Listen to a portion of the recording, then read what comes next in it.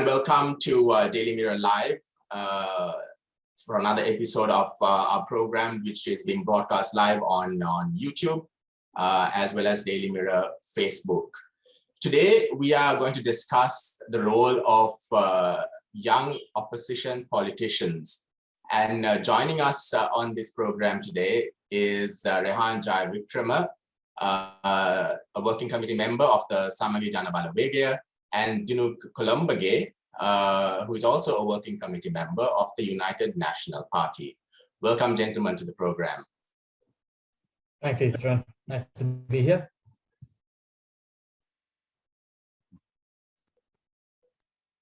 Good to be on, Isran. Thanks a lot. Thank you both for joining us. So just a reminder to our viewers that this program is being broadcast live on Daily Mirror Facebook as well as Daily Mirror YouTube. You can pose your questions to our guests through Facebook by posing a comment on the live feed or below the live feed on Facebook. You can also pose a question through Twitter using the hashtag AskDailyMirror. So send in any questions that you would like to ask our two guests today. So let me start off by asking, let me start by asking Rehan. Rehan, you are a member of the main opposition. How do you see the role of young opposition politicians these days? Do you think they're doing enough to address, to raise the voice on key? I think when you answer that question, is there are lots of dimensions to that question. And one thing that lots of people need to understand is that when it comes to opposition parties, the Samagi Jana Balawegaya is the youngest opposition party. Even when you take the top 10 or not top 10, even when you get 10 opposition parties, you get them on a list, Samagi Jana Balawegaya is the youngest opposition party. As you know, when we contested the presidential elections, we actually went from the UMP, which means that even during the presidential campaign, the Samagi Jana Balawegaya was not formed. It is only after the presidential campaign, during the general election, where the Samagi Jana Balawegaya was actually formed. Now, that I'm not meaning to give that to you as an excuse, but having grassroots level committees and having youth fronts and all these things are very important to any election. So the Pohot Tour already had that sorted out. So did the UMP, so did the JVP, and it was only us who started off young. But then again, you have to understand that it's also the people's responsibility. The last election, the people of this country overwhelmingly gave their vote to not to create a strong opposition, but to create a very strong government. So we were reduced to 52 members. And out of that, 10 of the coalition members, they voted for the 20th Amendment, which means that we have roughly about 45 to 46 or 44 members is what we have. Now, another thing that people have to understand is that we are not miracle workers and we are not messiahs. What we have to understand is that we need a little bit more time, but for that, the people also have to do their part and make sure that in the subsequent elections which are coming up, including the local government elections and the provincial council elections, that even though those two elections are not aimed at toppling the government, the foundation to topple the next government has to be, the mandate has to be given to us by the people. So my opinion is that the people have to be much stronger when it comes to voting. And now, since they know that this government has worked absolutely, I mean, they have gone on a platform where they have lied and got the votes of the people. It's up to the people to vote for whoever they think is a good opposition next time. And I personally think that the Samagi Jana Balawegaya is the way forward, and that's my opinion. Dinouk, if I can pose the same question to you, do you think young opposition politicians are doing more than what is or doing what is expected from them? Well, Isran, if you look at the UNP, we suffered a devastating loss in last year at the general elections, where we were relegated to only holding a single seat. And as a party, we took that in our stride when we went back to the drawing board, and we realized that the public has sent a strong message to us that they want to see a change. And one of the biggest changes they wanted to see was the involvement of more younger politicians. They want to see new faces coming forward. So the UNP has now taken it upon themselves to delegate greater responsibility in the party to younger people. And the onus is now on these younger politicians to take our message forward, to take the issues forward, and provide a viable alternative. As my colleague said, this government has failed.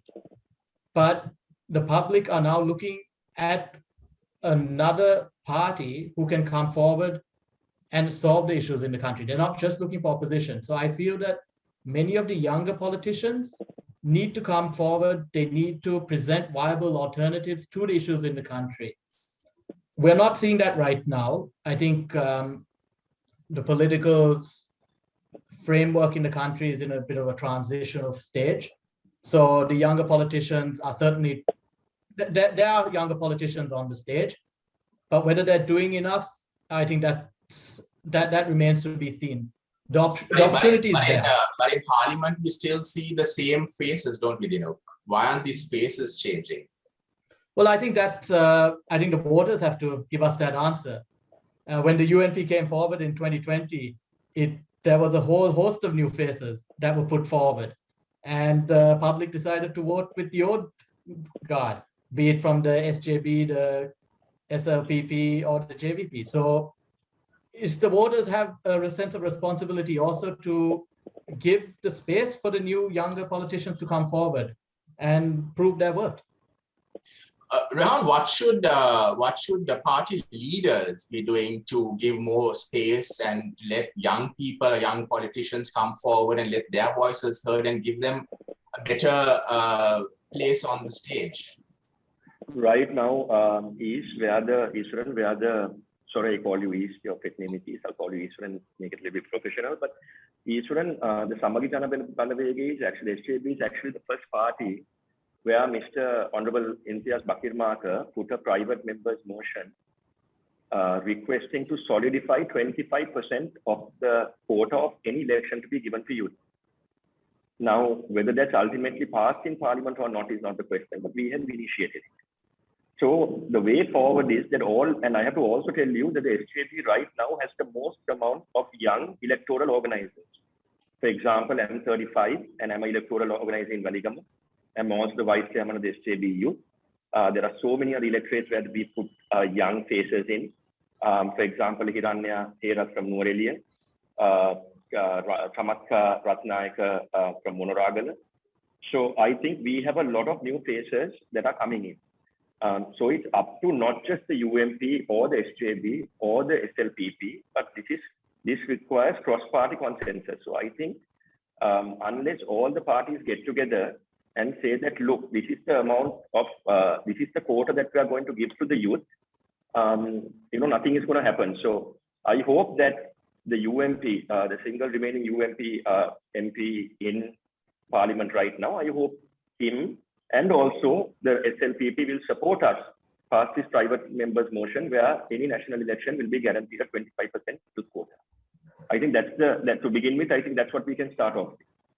While staying with you, Rehan, we've got a couple of questions being posed on Facebook. Just a reminder to our viewers that this program is being broadcast live on Daily Mirror Facebook, Daily Mirror YouTube, as well as www.dailymirror.lk. So a question has come up, Rehan, posed directly to you. It's from Dinal Idrisinghe. And his question is, hi Rehan, Dinal Idrisinghe here. What is your opinion on Honorable Jayawickrama and significant others leaving the party and saying that there is a split, a five-way split in the SJB? Do you disagree with that as a young politician representing the SJB? I absolutely disagree with it because Mrs. Gamage or her husband or anyone can say whatever they want, but unless these things now to see a split, the split has to be visible. No? So right now I don't see a split. Of course I see disagreements, but in all democratic parties there are various disagreements, but I don't see a split at the moment. And I think this whole story was created by government-friendly media institutions to further weaken the opposition. But why isn't the SJB taking action again? I mean, they've removed Diana Gamage from her party membership, but there are others who also voted in support of the 20th Amendment who are still part of the SJB. Isn't there any action? I'm really glad you asked me that question, Iswaran, because the 10 other people who voted were not SJB members, they are coalition members. So whatever disciplinary action that has to be taken against them is not by the SJB, it has to be taken by the respective political parties. For example, Mr. Rishad Badruddin's party and Rauf Hakim's party. So these two parties have to initiate action against them because they are coalition partners. They came on the SJB ticket, yes, but they are not officially SJB members. They are members of the All Ceylon Muslim Congress and the Muslim Congress. You know, when the SJB, before it came into opposition, it was part of, or most of the members right now were part of the UNP, Rehan. You know, this question that keeps coming up over and over again is, you know, why didn't the then UNP government do more to bring about change, do more to address serious issues that were raised back then, do more to investigate certain high-profile cases? Can one expect any change, you know, going forward, considering that there were, you know, 4 or 5 years given for the UNP to do what it promised it will do? I think it's because of the inaction of the then government, and I think we all need to take responsibility for that. I'm not going to shy away from it because I was also part of helping that government in the 2015 election. But yes, we all know that there were certain things that were done, and I think that government is going to face the repercussions of that in a very harsh way. And I think the people of this country are not going to stay idle when these things keep on happening. So I honestly feel that, you know, the SJB, if we come into power, we have to go behind all these things. I'm not saying that we need to start witch hunt, but what I'm saying is we need to give the 100% backing to the relevant law enforcement authorities to go and do their job and to bring these culprits to book. Because my fear is that if we keep on failing to bring these culprits to book, that the next time around, the people will vote unconventionally and bring someone who is far worse than the president that we have now. And that's a fear that I have. And the SJB have one chance to fix it. And I'm quite confident that we will be raising our voice. And I'm quite sure the leader of the SJB is very adamant on bringing these perpetrators to book. Whether others agree with him right now or not is not the question. But I think he's very determined that he will not be idle without taking action against these guys. So, you know, are there some who are disagreeing with him? You say whether others agree with him or not? No, I don't think so. And he has given a platform to people to speak out. And I don't think, because I'm a part of the working committee and we have about 80 members, and not once have I seen anyone stand up and say, don't take any action against these people. And I think the leader has made it, I think Mr. Sajid Premadas has made it very clear that one of the foremost things when our government comes into place is that we will give justice to the people that actually deserve justice. And you just recently tweeted also on this topic, and you mentioned that, you know, there may have been certain deals back then. What exactly do you mean? I think a lot of people got confused thinking that it was only my investigations that prompted me to say so. But anyone who wants to know what those deals were can read Ahimsa Wickramatunga's letter, the daughter of Lakanta Wickramatunga, of what she wrote, the then premier in 2019 or 2018. That letter is out in the open. That letter is out on my Twitter. So anyone who wants to who doesn't believe me can surely trust the daughter of Lakanta because she has said whatever she wants. And I'm sure you also have read it, Iswaran. You have seen the allegations that she brought up. You have seen the replies that were given to her when she went and demanded for justice, where they said that, you know, there are other priorities than Lakanta, and justice is not just about Lakanta. The court was exactly that. And I think whoever doesn't believe me can go and ask Ahimsa, and I'm sure Ahimsa has more details than what I have. Dinouk, I'd like to raise the same question to you about, you know, these past deals that the SJB speaks about. Your party leader, Ranil Wickremesinghe, was then the Prime Minister. Do you think there were hidden deals?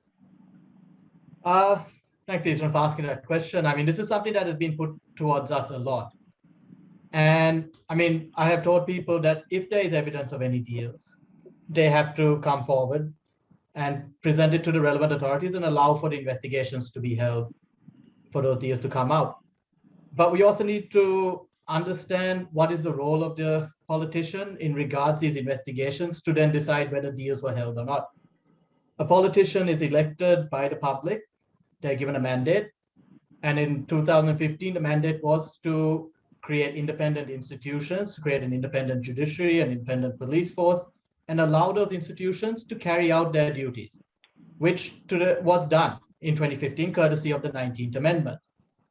I don't know whether you can then go and expect a politician to following up with having created independent institutions, then go on and ensure that cases are tried and people are convicted, because in my eyes, that is just politicization once again of these independent institutions. Now, whether or not there are deals, these allegations that have been thrown around, very often there is very little or no evidence to support these allegations. Of course, if there is, I mean, those people need to come forward and present that evidence to the relevant authority. They don't need to present it to the public if they don't wish to, but definitely it needs to be presented to the authorities to allow for a proper inquiry into these allegations. And then if there are deals, then those who have had deals which have interfered with any form of justice, then they need to be dealt with. But Ranil Wickremesinghe lost the election seemingly because he failed to deliver on the promises that not just he, but then President Maithripala Sirisena also made. Do you feel people would have trust in the UNP going forward? I think trust can be regained. Definitely the people lost trust in the UNP post 2019 over many issues. And it is now up to, as you rightly said, or as you pointed out, and this discussion is about the younger politicians. And it is up to the younger politicians of the UNP to go back to the people and regain that trust. With the exodus of a lot of our members in 2020 to the SJB, it was in many ways a blessing in disguise. We were able to restart the party. We have opened it up to new younger people to come forward. Our ideology can be crafted along what these younger people want. We don't have the baggage from previous politicians. So the opportunity is there for the UNP to definitely regain the trust of the people. And I think we're on the front foot with the fact that we have new young faces coming forward. Yes, Rehan, you want to say something on? I just want to say vice. I said vice versa. I'd rather not comment about baggage because the people have voted and they have showed what sort of baggage. So, Rehan, your mic is muted. Because the baggage of we won because of the fact that we didn't have the excess baggage that is dealt with the EU. But then again, entitled to his own opinion as all of us.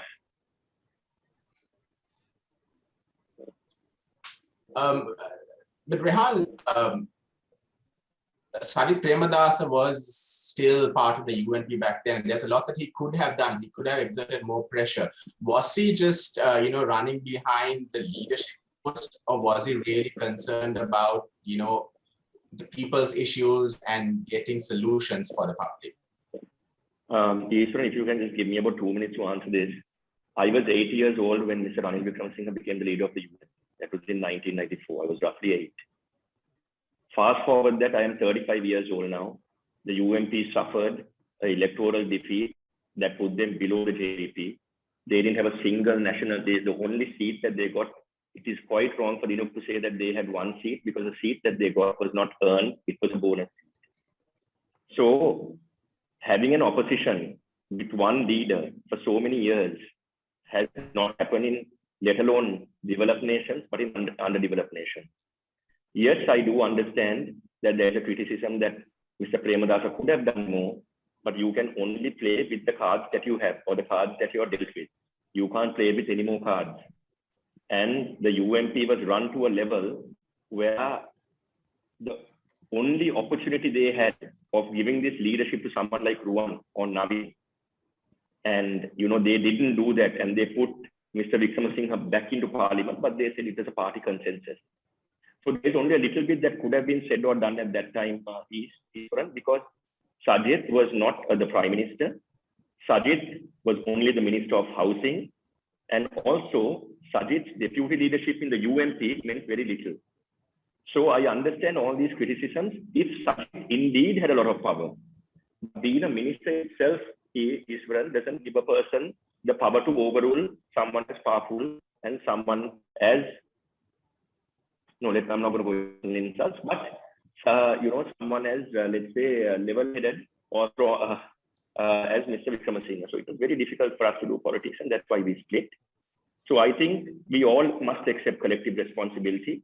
And I think Mr. Sajid Premadasa also will accept collective responsibility only on the basis that he was a member of the cabinet. But other than that, not in the basis that he could have done something, because there was very little that he could do.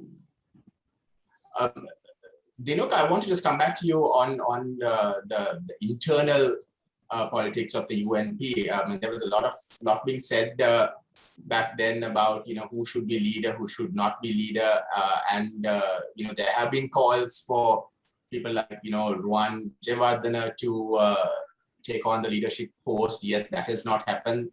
Why is Mr. Wickramasinghe still holding on to the post of party leader? Why isn't he giving room for more younger people to maybe even enter parliament instead of him holding on to that seat? No, it's when the party took the decision that we had to rebuild. We had to bring in new faces, new younger people, and we were at a point. We are in a point of transition. So we decided that Mr. Wickramasinghe will continue to lead the party in the interim, and he would go into parliament because of his experience. We recognized that there was a dearth of experience in the parliament, and which he could come forward and play a pivotal role there. In terms of Mr. Jayawickrama, he has been made the party leader. Party operations are now under his purview. He is leading the entire party restructuring outside of parliament at the grassroots. And it's not just him, it is the assistant leader, Mr. Akila Viraj Karyavasan, Mr. Palitaranga Bandara, General Secretary. So we have a lot of Rehan has been formally made the party leader? He has been made the deputy leader. He's the party deputy leader, formally been handed over responsibilities of restructuring and rebuilding the party base. So we are going back. We recognize that we need to go back to the people and regain their trust. And so we have handed that task to a young leader to do so. At the same time, we do recognize that the country is in a situation of an economic crisis, a medical crisis, and overall there's just a breakdown in society due to this government's failings. So we do need someone experienced at the helm, so as when we are ready, so that in Parliament, the UNP continues to play a pivotal role, and which is why there was a unanimous decision that Mr. Wickramasinghe would go into Parliament. I'll just take a couple of questions that have come up on Facebook. Either of you can respond to this. One is from Hiran De Silva, and the question is, are you doing enough at the ground level to get your message across to the public? Is there enough being done on the part of the UNP and the SJB? Maybe first, Dinouk. Well, we have definitely faced a bit of an uphill task because of the split in the party. And then of course, COVID did come in, which meant that due to lockdown and all. But we are now revamping our messaging system. We're going a lot more online because we want the message to go to the youth, who is an extremely disgruntled group in the public. So we're approaching it in a new way. We're not giving up the traditional door-to-door campaigning, but we're putting a lot more onus online media into online media, online communication. That is the way of the future. So, the UNP can proudly say that we did have our 75th anniversary celebrations as a virtual celebrations. We are the first political party to do so. So definitely we're putting a lot of onus in taking the message to the grassroots, but we're also putting a lot of effort into focusing and finding new alternative methods of communicating with the people. Yes, Rehan, how is the SJB? How is it taking its message across at grassroots level? We have established party officers in almost every single electorate in this country. For example, the UMP does not have an office in Jayawickrama, being the biggest or second biggest electorate in the whole of the Matra district with 100 and something or 1,000 votes. There is no office for the UMP. And if Dinouk can tell me the location of such an office, I would be happy to accept it. But I mean, we are starting from scratch. But starting from scratch, can you imagine, we have, like I told you, already established grassroots officers. We have already appointed electoral organizers to almost every single one of these electorates. Also, my provincial council campaign started today, even though they say it's next year. So there are 37,000 houses in Jayawickrama, and my goal is to at least cover 25,000 of them by at least going to about 150 houses a day. So I honestly think that, I mean, to be frank, Iswaran, I think that there is no point in the SJB, the UMP going into a coalition with the SJB. But I think, and don't get me wrong, as long as the current, our only issue is, and what we have told at repeated working committee meetings, is that as long as Mr. Wickramasinghe is the leader of the UMP, that we will not be going into any coalition. So I encourage people like Dinouk, who is also quite smart and who has done his part by the party. He has served in various capacities to the current former Prime Minister. I encourage you, Dinouk, to, you don't have to, I mean, don't take this the wrong way. I'm saying this out of all sincerity. Do your best to appoint a new leader, someone young, and get into a coalition, and let's work hand in hand to defeat the incumbent government. Because as long as there are splits, we may not be able to do this. But as long as Mr. Wickramasinghe is there, I can tell you that the people of this country will vote for Mr. Sajid Premadas, and that's a given. And time will be the judge. Isn't there a dearth of experience that Mr. Wickramasinghe can bring to the coalition? He's been in politics for years and years. There's a lot that he knows. And even some SJB members have been openly saying that, they still feel that there is a lot that Mr. Wickramasinghe can do for the country. So why should he remain in politics? Iswaran, you can always have a wonderful door in front of you, and you may not have the key to open that door. And if you look at the letter that I wrote Mr. Wickramasinghe in 2017 or 18 requesting, and I had just got appointed to the Urban Council, I sent him a very heartfelt request where I did not discount the fact that he's experienced, but I said that one thing that I said was you need to have a little bit of luck when you do politics. I think that the 2099 election, he could have definitely won, but then there was a bomb blast and the sympathy went towards the former president and she won. In 2005, I think Mr. Wickramasinghe had yet another chance of winning. I think the Rajapakshas stopped the vote coming in from the north and east, and that prevented him from winning. That being said, it should have stopped there, Iswaran. But soon after that election, the leadership of the party should have at least been given to Mr. Karu Jayasuriya or Mr. Sajid Premadas. I would have preferred Mr. Karu Jayasuriya at that time, and the restructuring that Dinouk speaks about now could have happened then. But instead, Sri Lanka's biggest opposition party went and fielded a common candidate in 2010 and ended up losing. In 2015, I know personally, and Iswaran, you can speak about this with Mr. Karu Jayasuriya, he was ready to come forward as the candidate, and Mr. Sajid Premadas was going to support Mr. Karu Jayasuriya as the candidate of that election in 2015.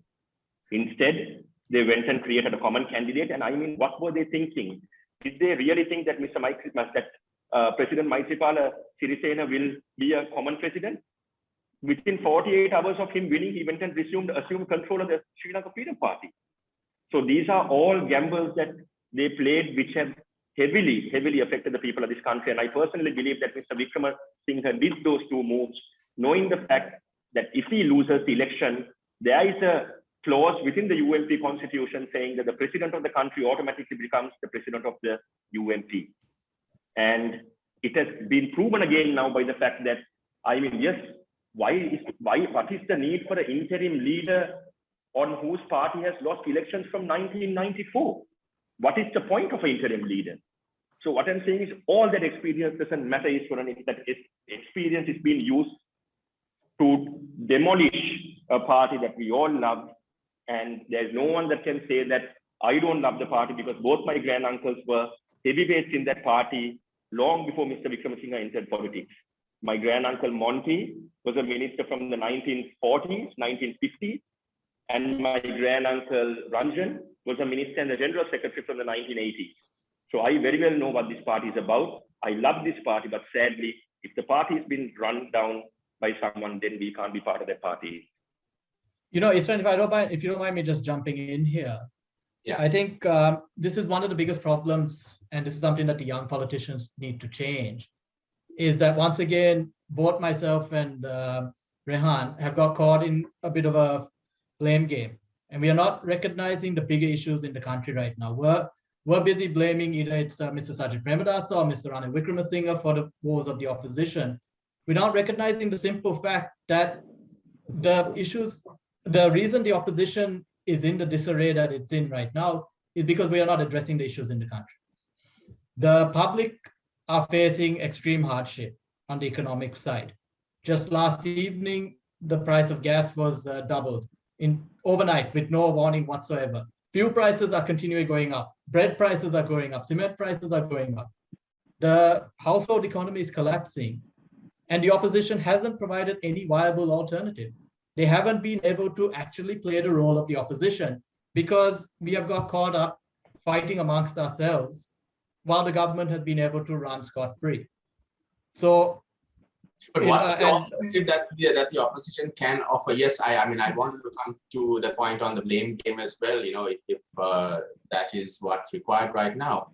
But, you know, what is the alternative that the opposition can put forward? What can they are not in power, right? The opposition needs to start presenting a viable alternative to the public so that when it comes to the time of an election, the public will once again have the confidence in the opposition to give them the vote.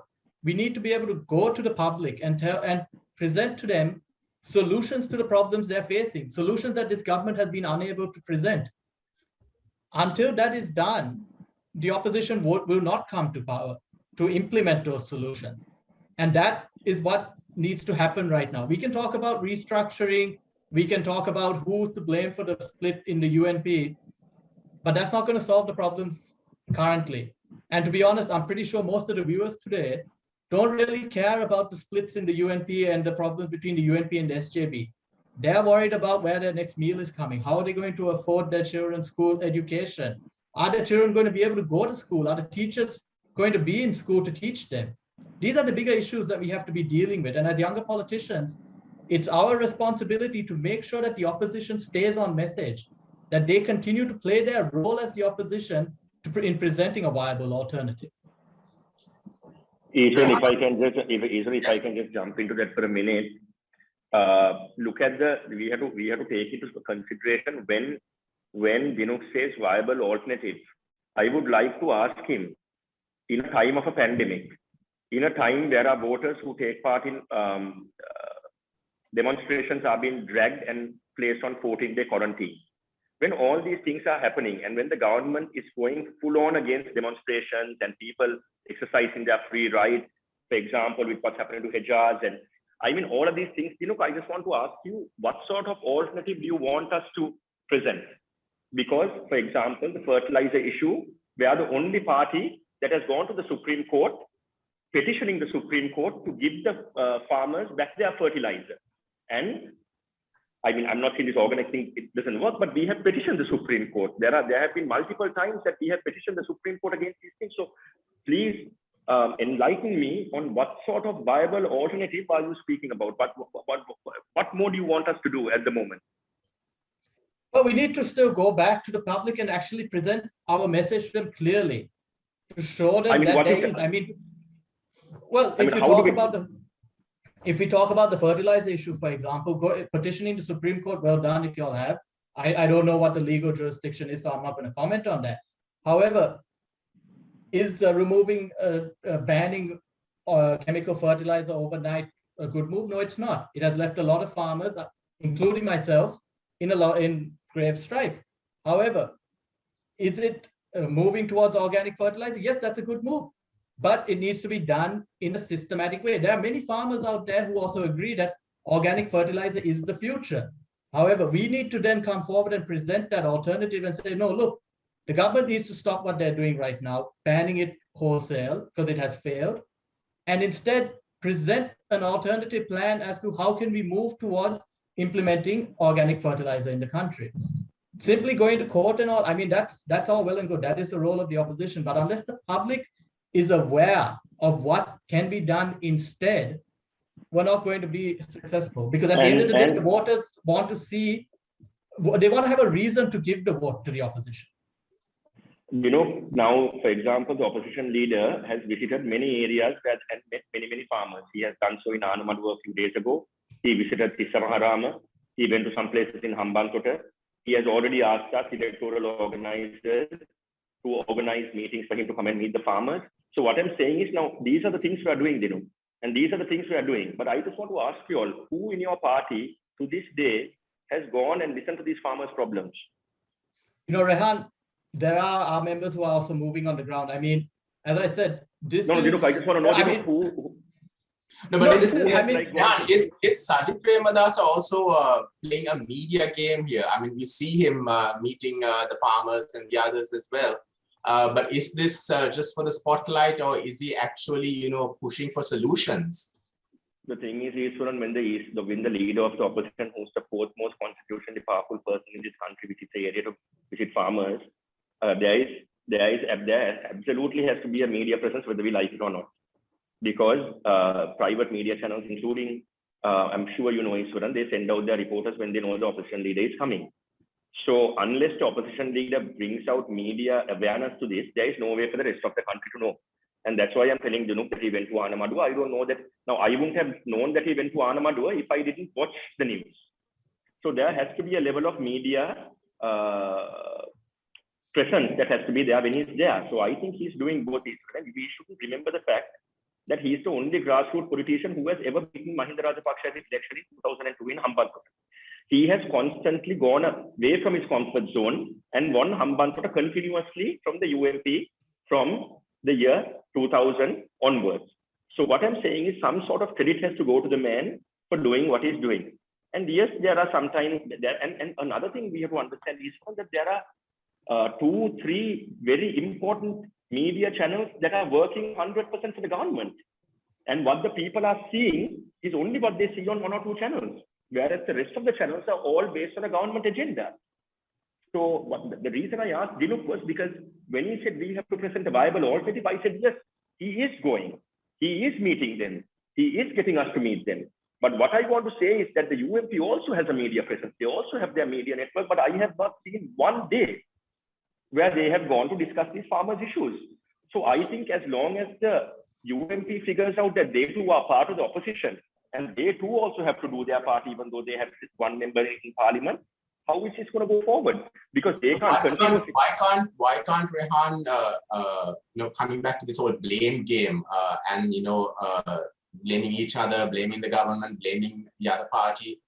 Isn't there room now, especially for young politicians, young opposition politicians, to look at doing something beyond just the usual political game and trying to get the opposition together? I mean, they don't have to be part of the coalition, but work to put more pressure on the government and prevent the sort of issues that we're seeing now with the price hike, with the with the fertilizer issue and so on.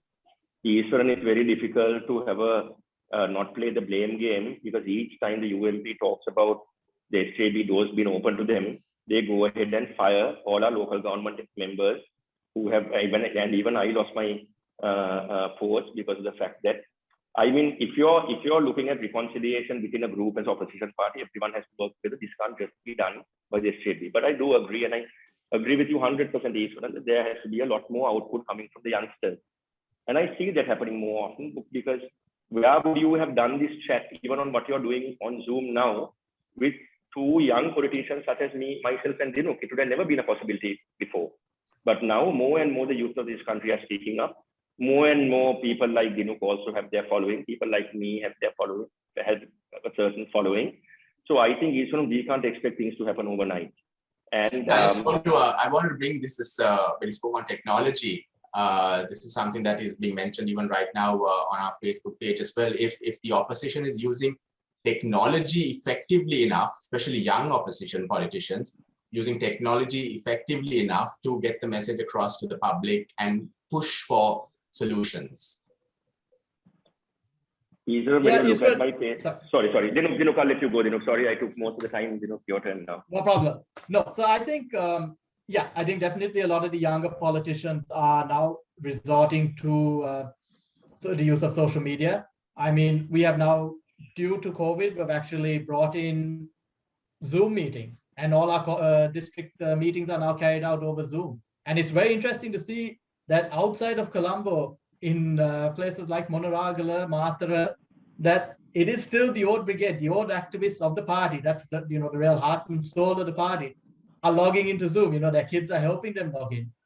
So we're introducing this new technology to the members of the party. And I think that is something that a lot of the younger members in the political circles have introduced and brought forward. We always talk about the need for technology in this fourth revolution, but we're actually seeing that happen right now in terms of the way the political parties are communicating. Definitely with the UNP. I've heard that the SJB is also apparently running Zoom meetings as well now.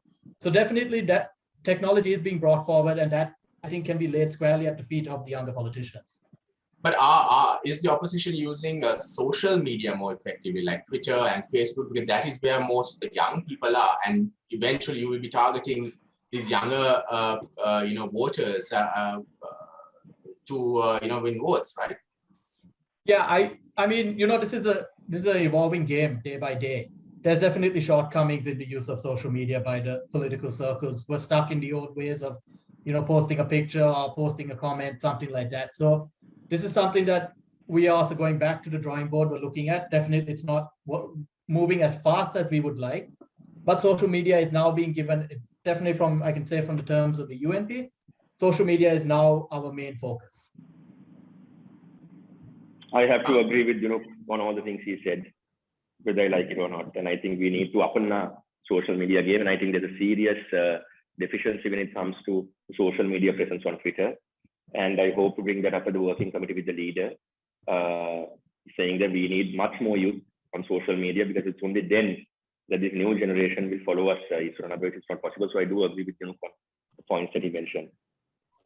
Rehan, I'll just raise the question that has been posted on Facebook, and maybe you can respond to that, since the SJB has a large presence in Parliament. This is from Sharanya Sekaran. She's asking about quotas for women representation in politics. And her question is, quotas for women representation in politics have been heavily advocated against on the basis that it pushes women who are unable to get elected on their own merit to positions, and it is unfair to others who do get elected. Does this same argument apply to youth quotas? Will this not be another opportunity for nepotism to thrive? It's not about women, but it's about youth quotas. When it comes to nepotism, my very famous thing that I tell people is that when they ask me about families being in politics, it shouldn't be a qualification, and neither should it be a disqualification. It's all based on merit, right? When appointing them to positions, yes, I agree that there should be a certain level of transparency. But other than that, I think being related to a politician should neither be a qualification nor should it be a disqualification, because you don't choose who your parents are, and you don't choose who your grandparents are. You don't choose before you come out of your mother's stomach whose mother's stomach you're going to come out of. So it's very unfair to use that term nepotism when it comes to certain things, because like I said, me, Iswaran, even though my granduncles ended up in Parliament, I started my politics at the grassroots level. I started off at the Waligama Urban Council. Now, that is the lowest form of elections that you can get into. So my answer to Sharanya would be that yes, it could harbor some sort of nepotism, but that is also in parties that thrive on nepotism. So I don't think the Samagijana Balaveka is a party that gives individual or whatever preferences. We don't give preference to name over talent. The talent has to be there and the name doesn't matter. So I think the starting block of this was for the 25% youth representation, because then we at least have a 25% solid representation. And after that, after a while, it can get more and more and more. But what that 25% says is not that there is only going to be 25% of youth representation. What it means is there has to be a 25 guaranteed representation of youth. So that's what the private members motion entails. So I hope that answer is sufficient for Sharanya. Rehan, there is another question posed directly to you on Facebook, and it's from Dinouk again. And this is going back to your comment on Karu Jayasuriya. And Dinouk is saying, Rehan, you wanted Mr. Karu Jayasuriya to lead the party in 2005. Are you okay with him crossing over and joining then Prime Minister Mahinda Rajapaksa with 20 plus MPs in 2006 or 2007 and coming back to the UNP in 2009 alone? Rehan, your mic. To be very honest with you, I think Dinouk has got slightly confused, because I never said that I supported Mr. Karu Jayasuriya to be the leader in 2005.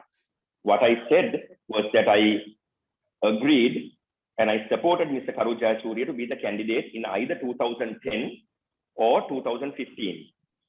In 2015, it was because Mr. Karu Jayasuriya at that time was already back in the UNP, and Mr. Wickramasinghe did take him back. And it is not only Mr. Karu Jayasuriya that is back in the UMP, Mr. Naveen Dissanayake, who crossed over, is also now very much part of the UMP. So I'm asking you all, don't pick and choose and don't cherry pick who you all are against and who you all are for just based on the fact that they crossed over. Now, going one step further, I would like to say that one of the main reasons Mr. Karu Jayasuriya crossed over was because the UMP at that time was ridiculing the war victory, whereas we as a responsible opposition should have supported the then government to win the war. And that is the main reason why those 17 that crossed over, including my stepfather, they were the cream of the UMP.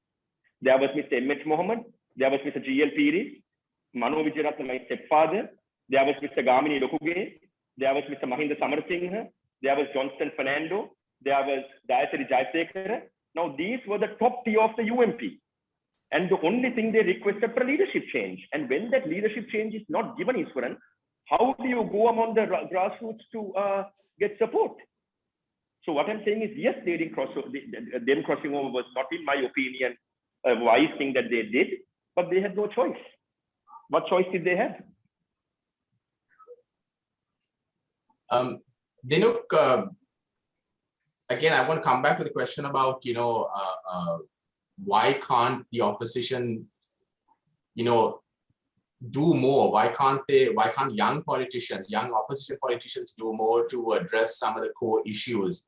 I mean, is there another step that, you feel that, young politicians should take to push for solutions? I think it's twofold there, Isran. I think on one hand, definitely the young politicians need to step forward. I don't think they just need to follow what the seniors in the party are saying. They need to present their own ideas, and they need to take charge and take leadership over issues in the country. There needs to be new thinking, right? There needs to be. There absolutely needs to be new thinking that comes forward, and that is what the young politicians need to do. Unfortunately, we find very often the younger politicians who are coming forward fall into the same way of thinking that is been in politics in Sri Lanka for the last 3-4 decades. And I think that leads us to the other issue as to how can we attract new, young, educated people into politics in the country. Until that happens, I mean, there's a host of issues that are obstacles to young people coming forward into politics, from financial to societal to cultural. So until those issues are also overcome, those obstacles are overcome, we are going to find an issue where young politicians who are in the system may not be as adept to presenting new ideas. So definitely those who are in the system need to come forward with their new ideas. as well as the system itself needs to be adjusted to allow for younger people to come forward. Isran, if you can just let me add one thing to that. Can you believe, I mean, absolutely agree with Dinouk is saying, but can you believe that to become a laborer, to get a laborer job in this government, you need to pass 8th grade, right? Can you believe that there is no educational qualification to enter any form of governance in this country? So unless we add that, and unless the government, any government enforces that, what more can we expect is even from the youngsters when there is no educational qualification to be legislated? Rehan, I mean, keeping the opposition aside, do you think there's an opportunity for young opposition politicians to maybe reach out to young members of the government to see if, you know, they can come together and they can work on solutions for critical issues in the country? If you look at the leadership tier that we have, if you combine all their ages, it comes to 200 plus. Right? We have the Prime Minister who's 70 plus. We have Mr. Gotabaya Rajapaksa, the President, who is 70, I think. We have the Speaker who is over 70. Half the cabinet is over 50. The only young, I don't think there's a young cabinet minister, to be honest. Correct me if I'm wrong. I think the only young Mr. Namal says. Yes, and that again is, I think that, okay, rather not comment on that. But anyway, other than Mr. Namal Rajapaksa, correct me if I'm wrong, Dinouk, I don't think there is any young cabinet minister, whereas the world, all over the world, they have gotten over this giving power to older people, and now they are electing young prime ministers, young cabinet members, and young. So I think as long as the party systems are run by people over 60 or over 65 or over 70, and unless opportunities to youngsters are not given to lead these parties, I think all this is going to fall on deaf ears, because there's so much that youngsters can do, and there's so much that youngsters can advise the older people. Why can't young politicians in the opposition reach out to people like Namal Rajapaksa, like even those who are not in the cabinet but who are still members of the government, the young members like Kanchana Wijayasekara? Why can't you reach out to them and look at trying to work on some of these issues? Now, because you're on Twitter, Isran, you would have seen that I support bipartisanship to a level that no other person in my party does so. I have reached out to Namal countless number of times to get things done for people, and quite a number of times he has done it. I have thanked Kanchana publicly, and I have reached out to Kanchana, and we have done one of the most successful vaccination programs in the whole country together. And I have to say that I got immense support from Kanchana and people like Nipur Anwaka. So that's what I'm saying, is there has to be more Dinouks, and there has to be more Rehan in order for this to work. And the only way for that to work is that the youth quota has to be guaranteed, and the educational qualifications have to be put in place for youngsters to enter. Isran, if you don't mind, I just want to jump in there also. And I think that definitely I agree, bipartisan politics is a must, especially in Sri Lanka's political setup. We have a situation where the public views any sort of interaction between politicians from opposing sides of the aisle as being some sort of deal politics, which I think that we need to get rid of that, because as long as we view the opposition with hostility, and opposition, when I mean opposing a member of the opposing party with any sort of hostility, bipartisan politics goes out the window. At the same time, I think it also comes down to the need for the voters themselves to start calling for that. I think the voters need to stop saying, he's Pohotu, he's UNP, he's SJB, so I don't want my guy dealing with him. I think that the voters also need to start calling for this bipartisan politics, because at the end of the day, it is going to be the voters who benefit from bipartisan politics. And there is that fear amongst most politicians that if they're seen to be working closely with an opposing member, that they have a deal and they're worried that they're going to lose their votes. And I think that comes back down to the blame game there. Right, so we are exactly at 12, so we will have to end this discussion. Thank you, Dinouk, for joining us, and thank you, Rehan, for being part of this program, for your input, and to all those who joined us on Facebook and YouTube also, we thank you for being part of this program. And do join us again for our next Daily Mirror Live discussion. Till then, stay safe and have a good day. Thank you very much for having us, East. Thank you, Dinouk. Thanks a lot, Isran. Thanks, Rehan.